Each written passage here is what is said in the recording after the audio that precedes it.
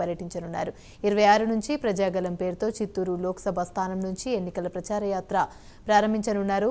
ఈ క్రమంలో తాజాగా 3వ జాబితాను కూడా టీడీపీ ప్రకటించింది.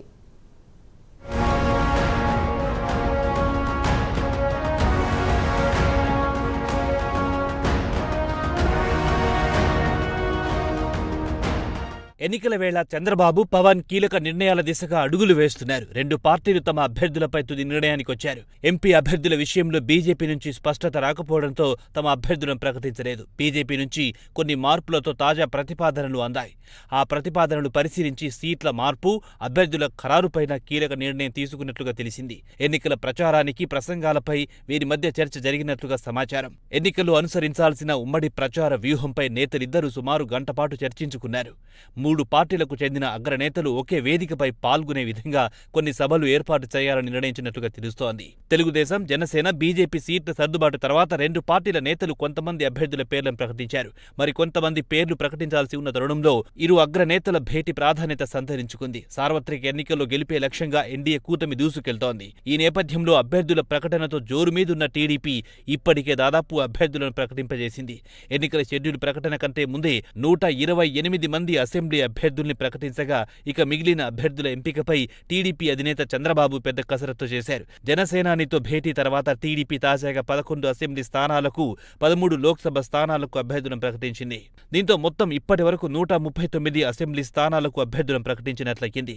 మిగిలిన 5 అసెంబ్లీ, 4 పార్లమెంట్ స్థానాల అభ్యర్థులను త్వరలో ప్రకటించే అవకాశం ఉన్నట్లుగా తెలుస్తోంది. ఏపీలో మొత్తం 25 పార్లమెంట్ స్థానాలుండగా టీడీపీ 17 ఎంపీ స్థానాల్లో పోటీ చేయడానికి సిద్ధమయ్యింది. అయితే బీజేపీతో సీట్ల సర్దుబాటు చర్చల కారణంగా కొన్ని సీట్ల ప్రకటన వాయిదా పడినట్లుగా సమాచారం.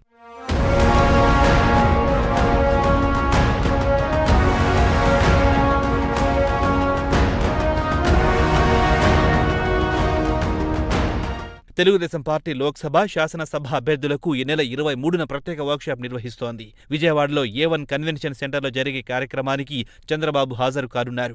అభ్యర్థులతో పాటు ప్రతి నియోజకవర్గానికి ఇప్పటికే నియమించుకున్న administrative manager, political manager, media manager, social media మేనేజర్లను వర్క్షాప్కు పిలిచినట్టుగా సమాచారం.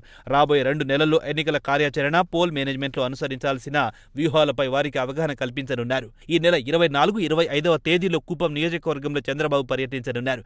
26 నుంచి ప్రజాగళం పేరుతో చిత్తూరు లోక్సభ స్థానం నుంచి ఎన్నికల ప్రచార యాత్ర ప్రారంభించేందుకు ఏర్పాట్లు చేస్తున్నారు.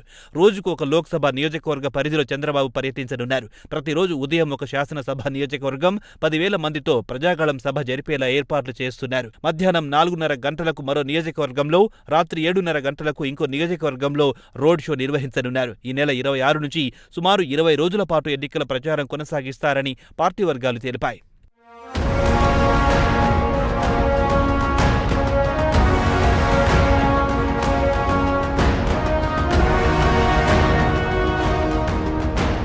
చంద్రబాబు మార్చి 25, 26వ తేదీలో కుప్పం నుంచి తన ప్రచారం ప్రారంభించనుండగా పవన్ కళ్యాణ్ ఈ నెల 27 నుంచి కీలక స్థానాల్లో పర్యటనకు సిద్ధమయ్యారు.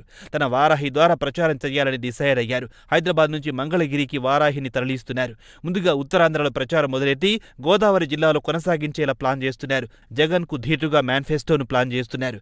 ఎంపీ అభ్యర్థుల ఎంపిక, ఎన్నికల వ్యూహం, మేనిఫెస్టో రూపకల్పనపై ఇప్పటికే చర్చించినట్లుగా సమాచారం. ఎన్నికల ప్రచారంలో పవన్ కళ్యాణ్, చంద్రబాబు కలిసి పాల్గొనే సమావేశాలతో పాటు ఎవరెక్కడ ఫోకస్ చేయాలనే నిర్ణయానికి వచ్చినట్లుగా తెలుస్తోంది.